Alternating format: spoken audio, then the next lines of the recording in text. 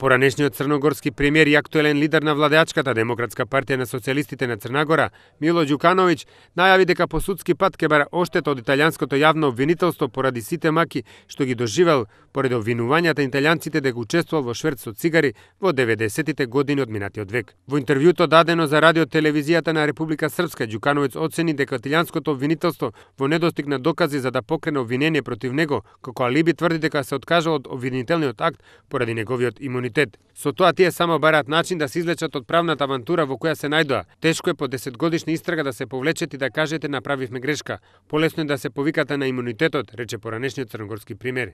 Ѓукановиќ воедно обвини дека одредени кругови во Белград намерно ги лансира приказните за шверцот на цигари и за тоа дека тој е меѓу најбогатите политичари во светот. Тоа го сметам за целосна безсмислица. Би било прекрасно да е така. Верувајте ми, би се чувствувал многу поубаво, но за жал не е така.